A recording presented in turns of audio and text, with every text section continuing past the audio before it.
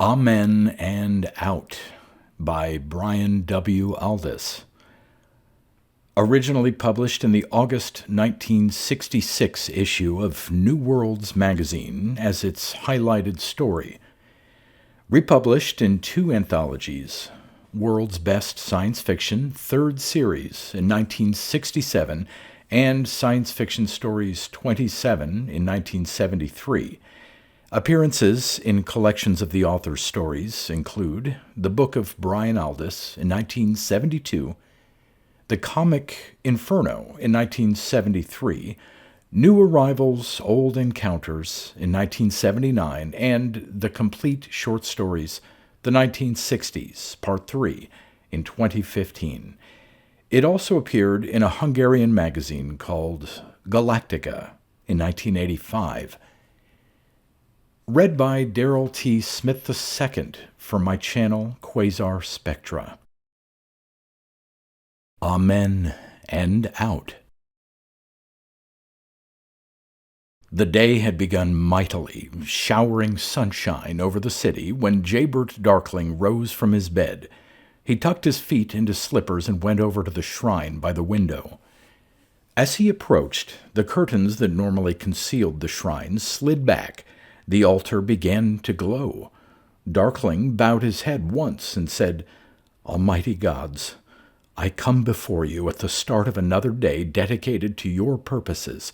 Grant that I may in every way fulfill myself by acting according to your law and walking in your ways. Amen." From the altar came an answering voice, thin, high, remote.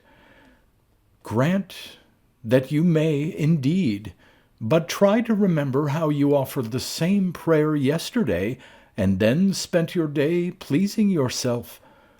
I will do differently today, almighty gods.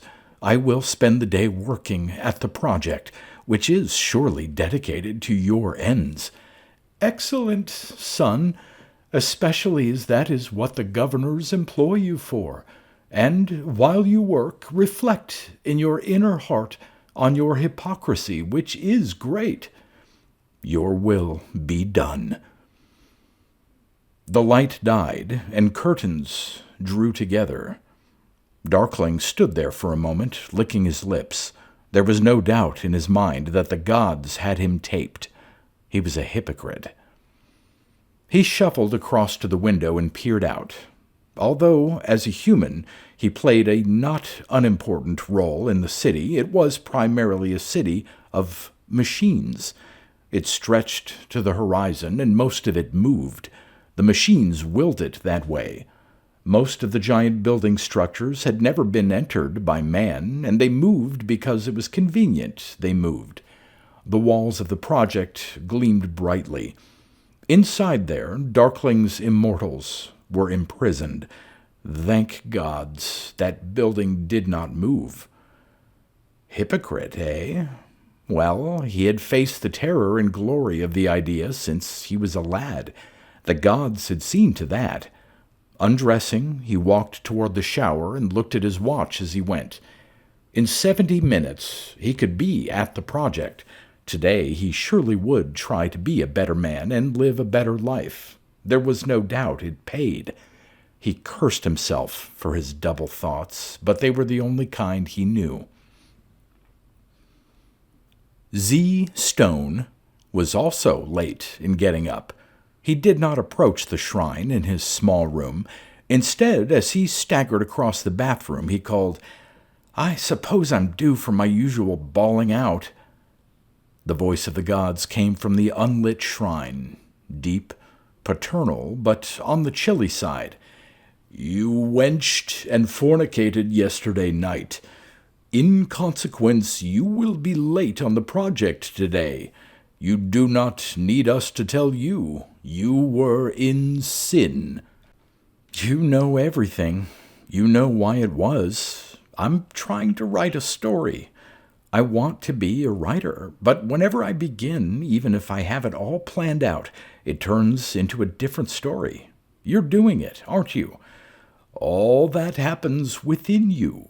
You try to blame on things outside.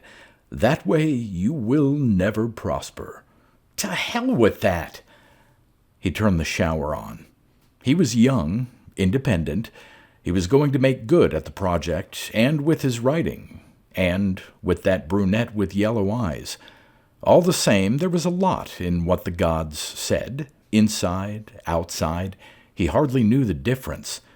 His hated boss, Darkling. Maybe much of Darkling's nastiness existed only in Stone's imagination. His thoughts drifted. As he splashed under the warm water, his mind returned to his current story. The gods had more control over him than he had had over his characters. Dean Cusack got up early enough. What delayed him was the quarrel with his wife. The morning was fresh and sweet. The quarrel was foul and stale. "We're never going to make that little farm," Edith Cusack grumbled as she dressed. "You were going to save, and we were going to go to the country. How many years ago was that? I notice you've still got your moldy, ill-paid job as doorman at the project." "It's a very responsible job," Dean squeaked. "How come it's so ill-paid, then?" "Promotion just didn't come my way." He got his voice a tone lower and went into the bathroom to brush his teeth. He hated Edith's discontent because he still cared for her. Her complaints were justified. He had held out the vision of a little farm when they got married, but he'd always been so subservient that the powers that be at the project found it easy to ignore his existence. She followed him into the bathroom and took up the argument precisely at the point to which his thoughts had delivered it. "What are you, for God's sake? Are you going to be a yes-man all your life? Stand up for yourself. Don't be a mere order-taker. Throw your weight about down there. Then maybe they'll notice you." "That's your philosophy, I know," he muttered. When she had gone into the kitchen to dial breakfast, Cusack hurried back into the bedroom and knelt before the bedside shrine. As the light came on behind the altar, he clasped his hands and said, "Almighty gods, help me. I'm a terrible worm. She's right, a terrible worm. You know me. You know what I am. Help me. It's not that I haven't struggled. You know I've struggled. But things are going from bad to worse. I've always served you. Tried to do your will, gods. Don't let me down." A fatherly voice filled the air, saying, "Reforms are sometimes best performed piecemeal, Cusack. You must build your own self-confidence bit by bit." "Yes, gods, thanks. I will. I'll do exactly as you say, but how?" "Resolve to use your own judgment at least once today, Cusack." He begged humbly for further instructions, but the gods cut off. They were notoriously untalkative. At last, the doorman rose to his feet, struggled into his brown uniform jacket, brushed his hair, and slouched toward the kitchen. "Even the gods call me by my surname," he mumbled. Unlike Dean Cusack, who had a wife to keep him in check, unlike Jaybird Darkling and Z. Stone, whose lives were secure, who showered most mornings, who enjoyed the fruits and blondes of late 22nd century civilization, Otto Jack Pommy was an itinerant. He possessed practically nothing but the shrine on his back. It had been a bad night for Otto, wandering the automated city, and only when dawn had broken did he find a comfortable deserted house in which to sleep. He roused to find the sun shining through a dirty pane onto the stained mattress on which he lay, and remained for a long time angrily entranced. He was an acid head, and had taken his last ration of LSD only a week ago, by the conjunction of stains, stripes, and fly specks there, which seemed to epitomize so much of the universe. At length, Otto rolled over and snapped open his portable shrine. The light failed to glow behind the altar. What's matter? You lot feeling dim too? Expecting me to pray when you can't even light up like you used to? Gods, I spit 'em. Son, you know you sold your good shrine for this poor cheap one that has never worked properly, but as we come to you through an imperfect instrument, so you are the imperfect instrument for the performance of our will. Hell, I know I sinned. Look, you know me, gods, not the best of men, but not the worst either. Leave me alone, can't you? Did I ever exploit anyone? Remember what it used to say in the pre-gods book? Blessed are the meek, for they shall inherit the earth. How about that, then? The gods made a noise not unlike a human snort. Meek. Ottopommy, you are the most conceited old man that ever inflicted prayer upon us. Try to behave a little less arrogantly today. Okay, but all I want is to go and see Father at the project. Amen. And buy a new battery for this altar. Have you no reverence? Amen, I said. Amen and out. The Immortality Investigation Project occupied a few acres in the center of the city. This contrast with the space stations, which were always situated outside the cities, was one on which Jaybert Darkling had dilated at length to some of the governors of the project. It's symbolic, isn't it? He had said pleasantly. Man forges outward, ever outward. At least our machines do, but the important things lie inward. As one of the sages of the 20th century put it, we need to explore inner space. It's a sign of that need, that although our precious space stations lie on the outskirts of town, we find room for this metaphysical project right at the center of things. Right or not, he said it often enough to silence most of the governors. Before getting down to his paperwork on this fine morning, Darkling went briskly on a tour of inspection. Robots and machines had care over most things here, but the housing and guarding of the immortals was his responsibility. As he walked through into the first wet house, he saw some disapproval that young Z. Stone was on duty and flirting with a slight blonde secretary. Stone! Sir? They walked together into the antechamber of the wet house, pulling on boots and oilskins. In the wet house itself basked the immortals. The project housed thousands of them. This first hall contained perhaps 20, most of them unmoving. The temperature was maintained at a rigid 72 degrees Fahrenheit. From the high ceiling, showers spouted. Around the walls, taps gushed, their waters running across the tiles into a pool that occupied half of the floor space. In the center of the pool, fountains played. Cool jets of air hurtling in at ceiling level made tiny localized clouds and random cloudbursts that played hydropic variations in the chamber. Statuesquely, the immortals stood or lay in the water torrents. Many slumped, half-submerged, on the sloping edge of the pool, their eyes unblinkingly looking at some distant scene.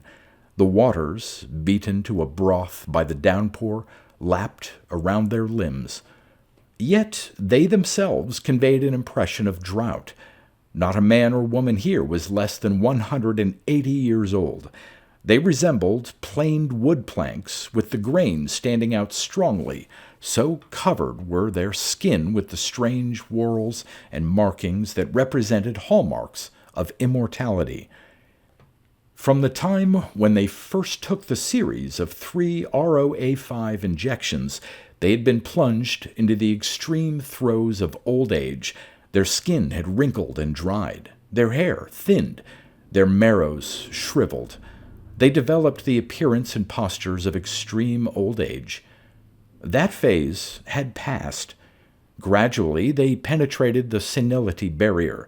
Their skin flattened again, smoothed curiously, became as patterned and strange as oak planking. These were external signs only. Inside, the changes were infinitely greater.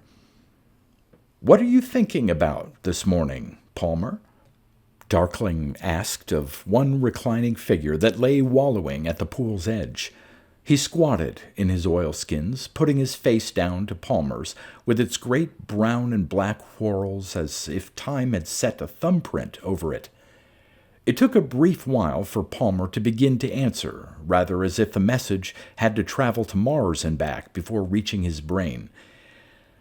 "I am pursuing a line of thought that preoccupied me some 60 or so years ago. Not so much a line as a nexus of thought." Since he then fell silent, Darkling had to prompt.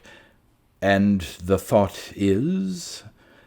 "I couldn't say it in words. It is less a thought than a shade. Some of us here discussed the idea of a language of color. If we had a language of color, I could tell you precisely about what I was thinking."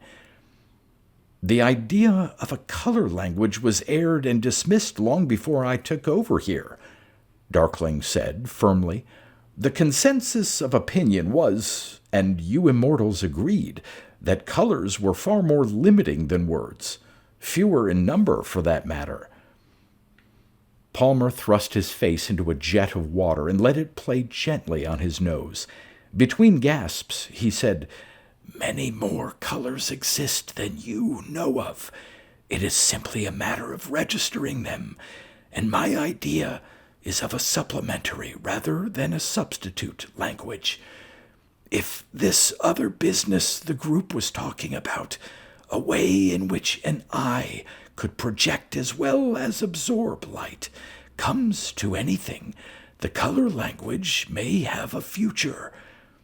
"Well, let me know if you think of anything." "Okay, Director." As they padded away through the rain, Stone said, "Does that sound like a fruitful idea to you?" Darkling said, "There I must keep my own counsel, my boy. To the untrained mind, even their fuzziest ideas can be dangerous, like slow depth changes, you know. It takes an expert to evaluate their real worth." He remembered what the gods had said that very morning and added with an effort, "Still, off the cuff, I'd say it sounded like an unfruitful idea." The two men walked among the wallowing bodies, exchanging a word here and there. One or two of the immortals had something fresh to offer, which Darkling noted on a waterproof slate for one of the trained interrogators to follow up later. Most of the ideas they gleaned here were not practicable in terms of man's society. Just a few had revolutionized it. The Immortality Project was a failure in its origins. This protraction of life proved too eccentric for anyone to volunteer to become an Immy. Nevertheless, by preserving these strange old failures, the project was skimming off a useful byproduct: ideas and rearrangements of old ideas. The Immys now represented a great capital investment, as the governors were aware. At last, the morning round was finished, and Darkling and Stone made their way to less humid quarters, where they removed their boots and oilskins. "Don't seem to be earning their keep much these days, do they?" Stone commented. "We ought to ginger them up a bit, cut off their water supply or something." "What an immoral idea! Unless, too, because it was tried many, many years ago.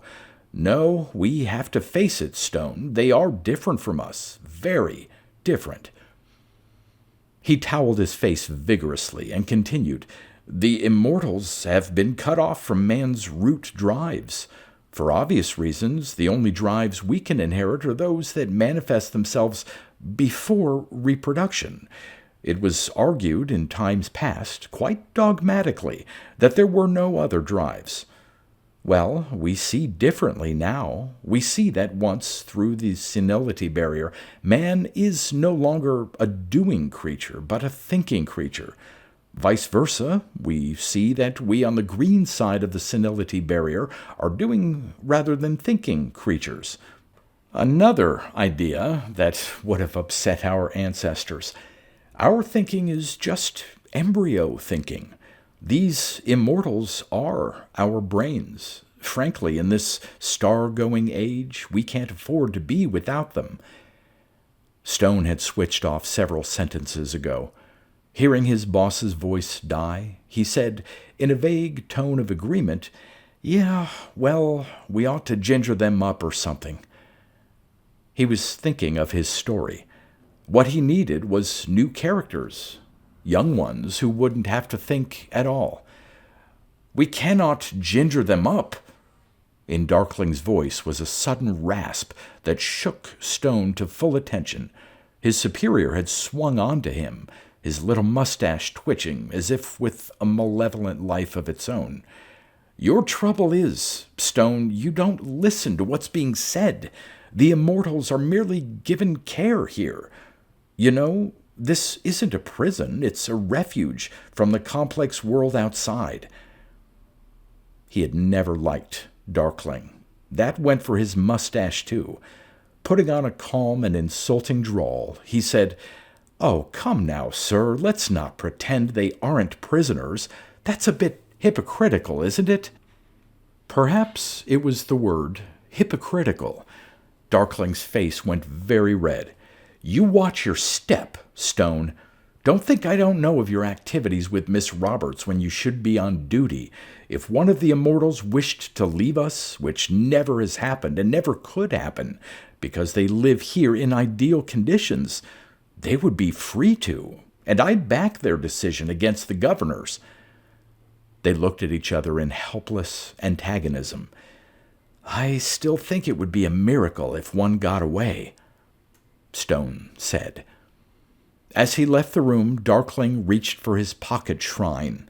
There was something about Z Stone that put him in need of spiritual comfort. When Otto Pommy arrived at the project, he was in a fine, ecstatic mood of resignation. Resignation filled him, and he executed every gesture with pugnacious resignation. While he completed the questionnaires, it was vital he fill in before speaking to an Immy while he was undergoing a medical examination.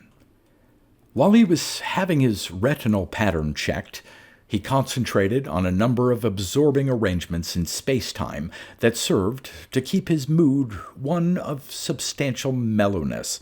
In particular, he dug a number of universals out of the toe cap of his left boot, or more particularly the hinge between the toe cap and the rest of the boot. By the time he was allowed in to see his relation in the wet house, Otto had decided that for one skilled in the art, it would be possible to read from the creases in the hinge a complete history of all the journeys he had undertaken in this particular pair of boots. The right boot seemed somehow altogether more evasive about its history. "Hello, Father Palmer. Old Acid Head, come to see you again. Remember me?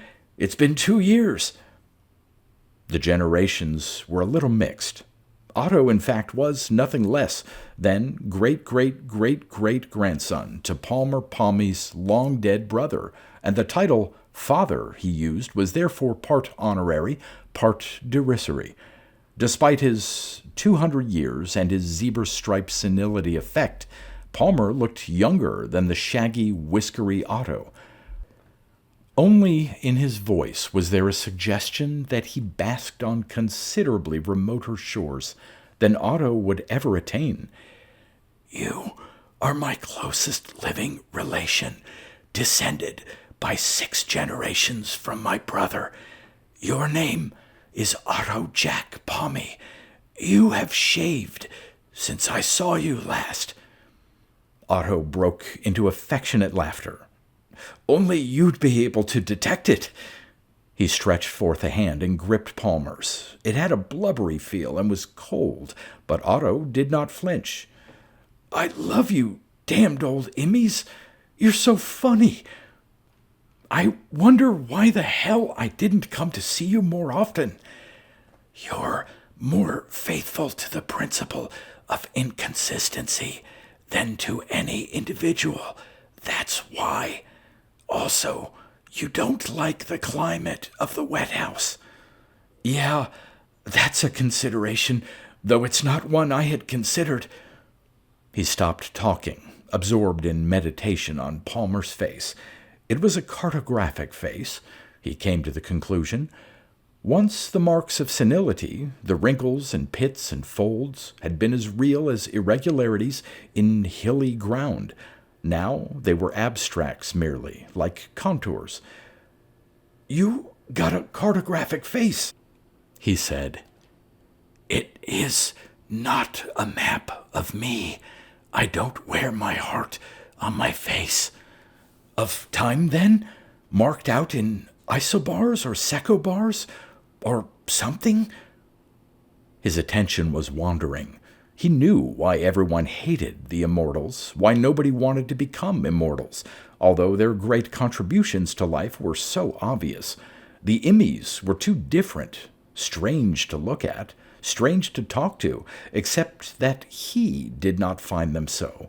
He loved them, or he loved Palmer. It was the wet house he could not bear, with its continual gouts of water. Otto was an anti-water man.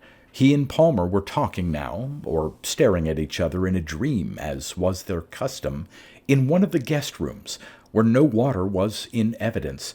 Palmer was garbed in a wraparound toweling robe from which his ancient tattooed head and striped legs protruded like afterthoughts.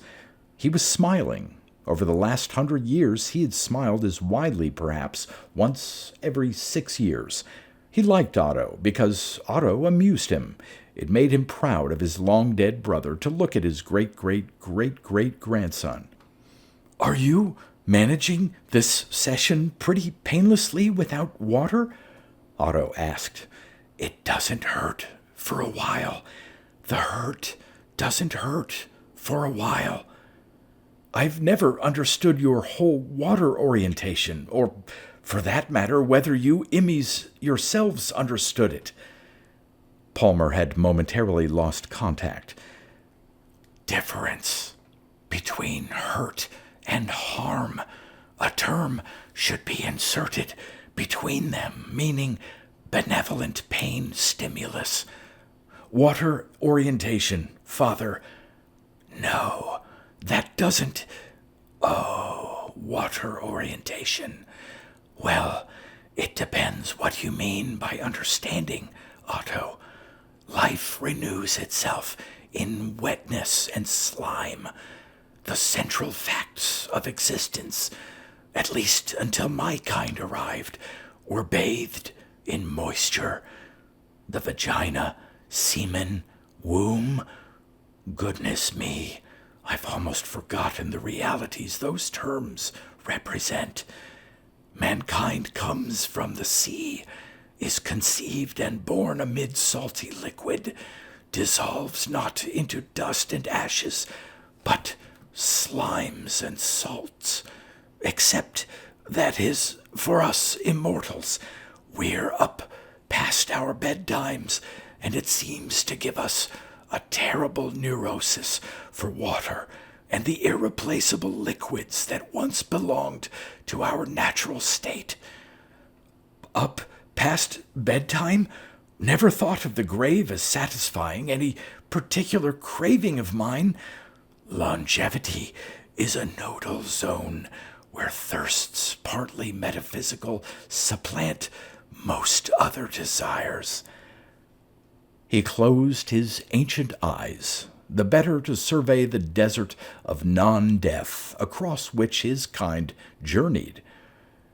"You talk as if you were dried up inside. Your blood still circulates as surely as the oceans of the world, doesn't it?" "The blood still circulates, Otto. It's below that level that the dryness starts. We need something we haven't got.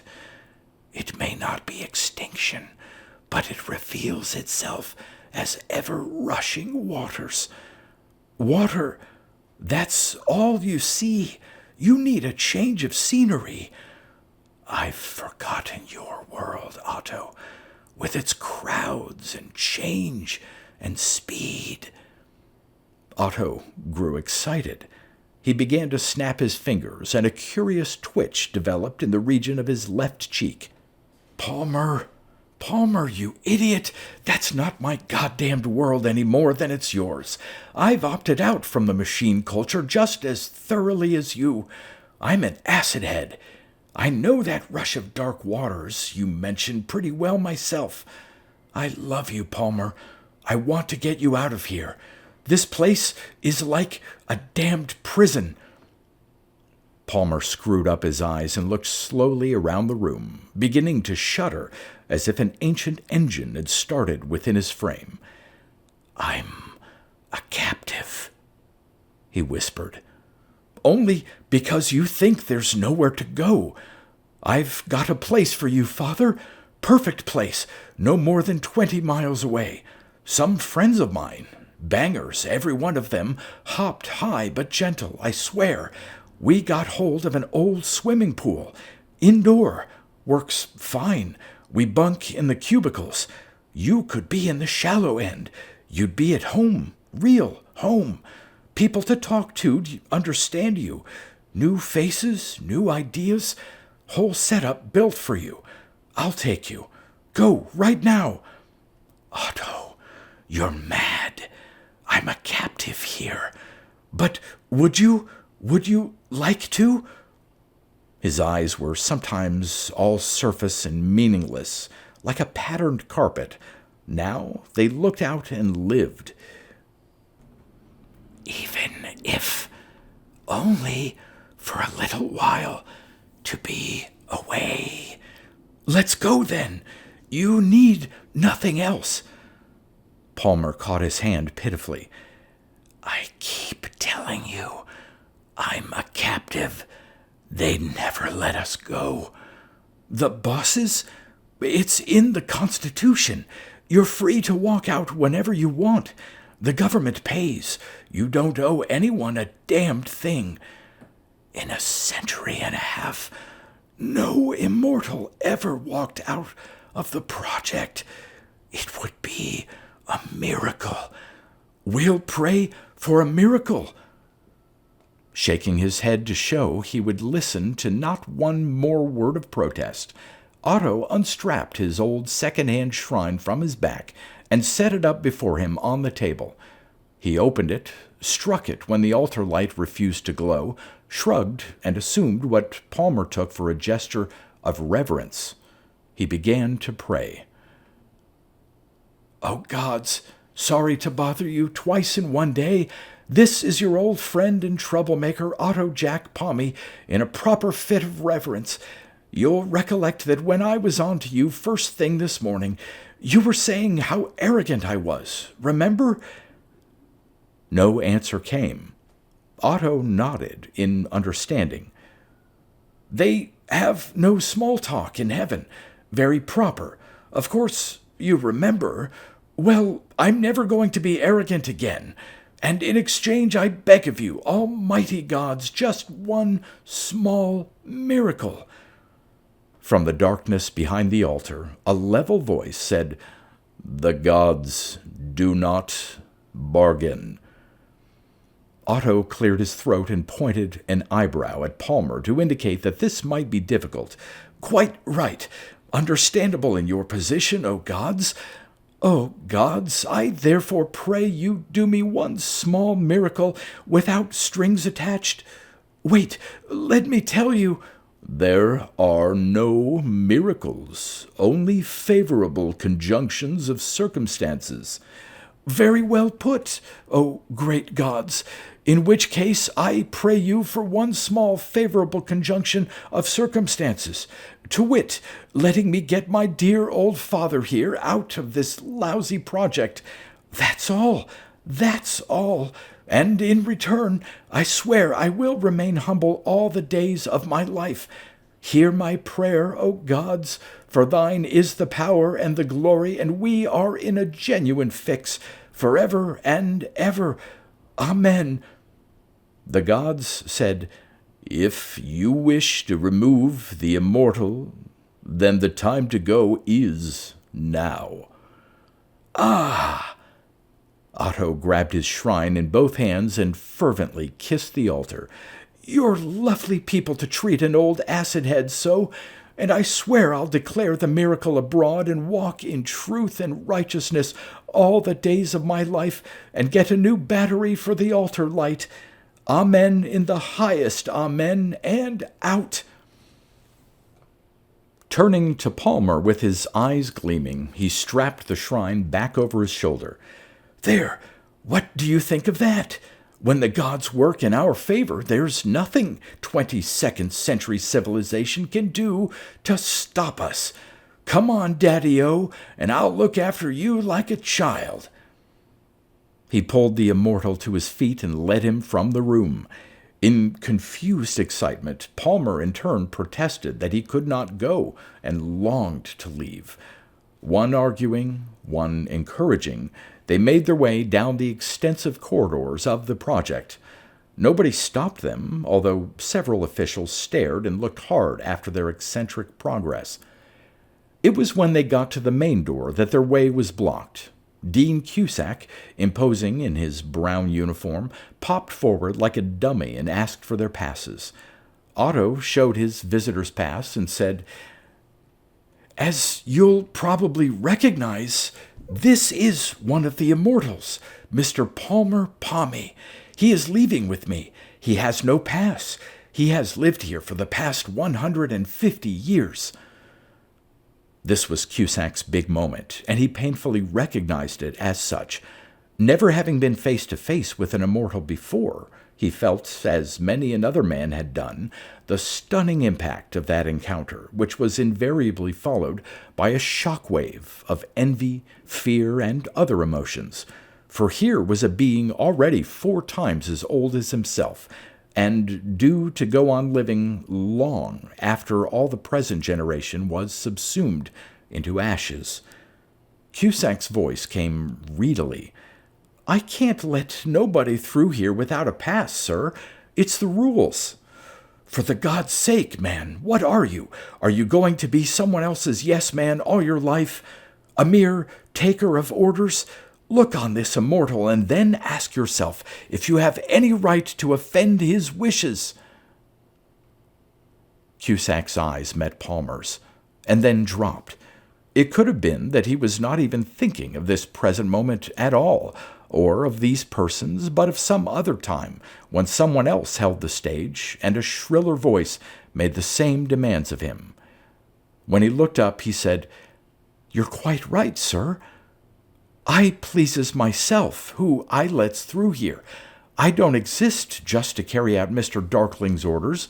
I'm my own man, and one day I'm going to run my own little farm. Carry on, gentlemen. He saluted as they went by. Directly the 2 men were gone, Cusack began to suffer qualms. He dialed his superior, Z. Stone, and told him that one of the immortals had left the project. I'll deal with it, Cusack, Stone said, snapping off the doorman's flow of apology. He sat for a moment, staring into vacancy, wondering what to do with this interesting piece of news. It was his only for a while. By evening, if he let the Immy go, it would be all over the planet. The news value was colossal. No immortal had ever dared leave the project before. Certainly the news would bring the project under close investigation, and no doubt a number of secrets would come to light. In particular, it would bring Jaybird Darkling under investigation.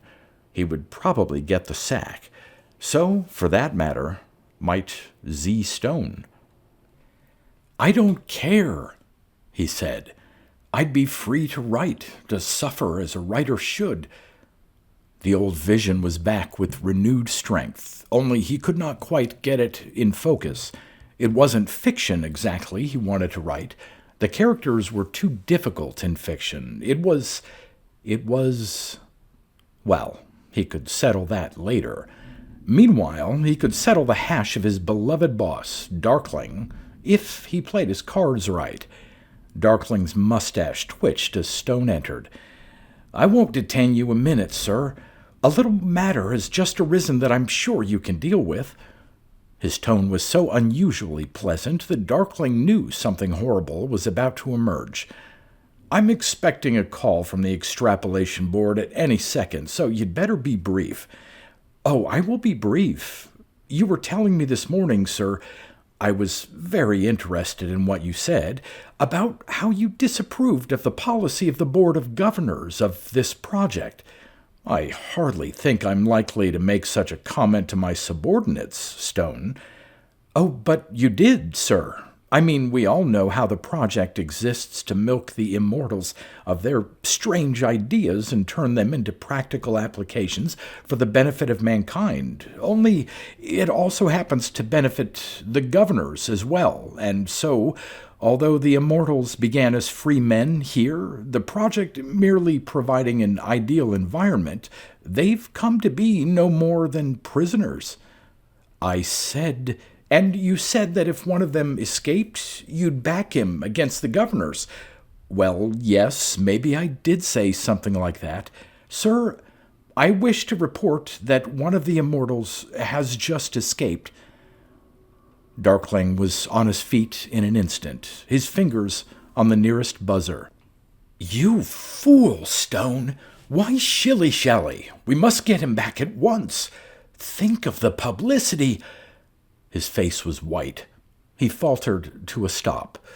"But, sir, you just said—" Darkling cut him off. "Circumstances alter cases." "Then this is a prison, sir?" Darkling rushed at him, arms waving. "You crafty little bastard! Stone, get out of my office!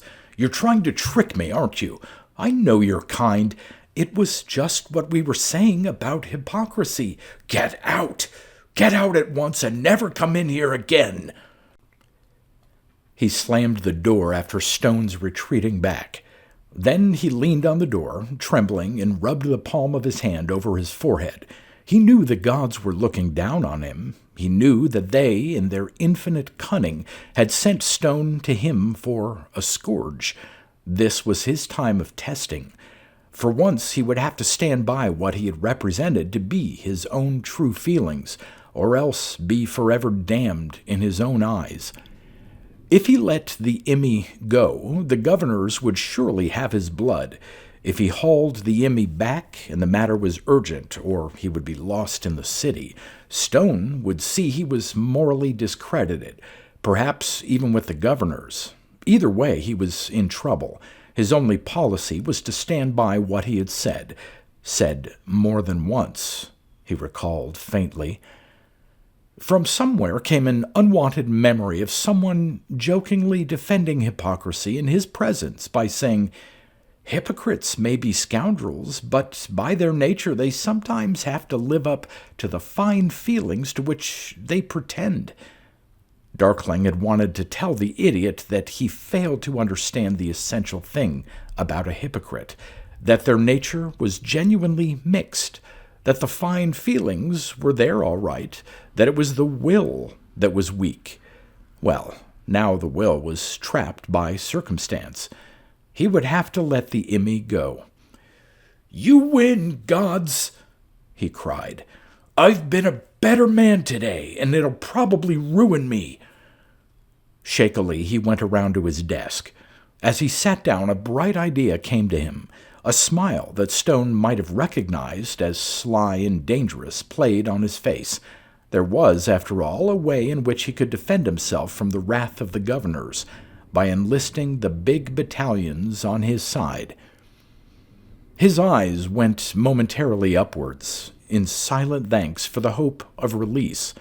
Pressing the secretarial button on his desk, he said crisply, "Get me World Press on the line. I wish to tell them why I have seen fit to release an immortal from this institution." He occupied the time pleasantly while waiting for the call to come through, in summoning the doorman, Cusack, to make financial arrangements with him for his cooperation, and in dropping Stone a note demanding his resignation. By the side of the old swimming pool, a crowd gathered. A few women sprawled among the men, their hair as lank and uncombed as their mates. Such garments as were worn were nondescript. Some of the younger men went naked. Everyone moved in a gentle, bemused manner. Palmer Pommy did not move. He lay on a couch erected in the shallow end of the pool so that his striped body was awash. Some of the shower equipment had been reassembled so that he was perpetually sprayed with warm water. He was laughing as he had not done for many decades. "You bangers are on my wavelength," he said. "We Immys can't take the thoughts of ordinary short-span people. They're too banal. But you lot think as daft as me." "We take a shot of immortality occasionally," one of the crowd said. "But you're as good as a dose, Palmer. The impact of meeting you lops me double, like a miracle." "God sure sent him," another said. "Hey, what do you mean, God's sent him? I brought him," Otto said. He was lounging by the poolside in an old chair while one of the more repellent girls stroked his neck. "Besides, Palmer don't believe in gods, do you, Father?" "I invented them." They all laughed. A blonde girl said, "I invented sex." They turned it into a game. "I invented feet. I invented kneecaps. I invented Pommy Palmer. I invented inventions. I invented me. I invented dreams. I invented you all. Now I disinvent you." "I invented the gods," Palmer repeated. He was smiling but serious now. "Before any of you were alive, or your parents. That's what we Immys are for, thinking up crazy ideas, because our minds aren't lumbering with ordinary thoughts. Else they'd kill us off, because the Immortality Project didn't turn out as they hoped. It wasn't fit for all and sundry. The gods were more or less in existence. Vast computers were running everything. Comsats supplied instantaneous communication. Beamed power was possible. Psychology was a strict science. Mankind had always regarded computers half prayerfully, right from their inception. All I did was think of hooking them all up, giving everyone a free communicator or shrine, and there was a new power in the world. The gods. It worked at once, thanks to the ancient human need for gods, which never died even in scientific societies like ours. "Not mine, Daddo," one of the men cried. "I'm no robot bugger. And say, if you invented the gods, who invented the theology to go with them? Did you serve that too?" "No, that came naturally. When the computers spoke, each of the old religions fell into step and adapted their forms. They had to survive, like none of them ever could stand up against personalized answer to prayers. Cranky notion, but wars died since the gods ruled." "Who's wow?" someone asked. "That was a miracle. There have been others. Ask Otto. He claims that getting me out of the project was a miracle." Otto wriggled and removed his nose from the repellent girl's navel. "I don't know about that. I mean, I'm not so sure," he said, scratching his chest. "It was just that old fool Dorman was bluffed into letting us out. No, I did it. I'm the miracle worker." "You told me different." Palmer said, looking searchingly from the pool. You think I'm being arrogant. You could be right, but I reckon what I really feel, Father, is that there isn't any such thing as a miracle, just favorable conjunctions of circumstances, that's all. There was a scraggy girl in the crowd who leaned forward anxiously and tapped Palmer's zebra arm. If you've really handed us over into the power of the machines, isn't there a danger they will end by ruling us completely? Palmer looked slowly about the echoing chamber before deciding what to reply. He looked at the lounging group about him, most of whom had already recovered from the novelty of his presence and were interesting themselves in each other. He looked long at Otto, who had unstrapped his old shrine for comfort and was now cuddling the repellent girl in a purposeful way. Then his face crinkled into a grin. Don't worry, girlies. Men always cheat their gods, he said.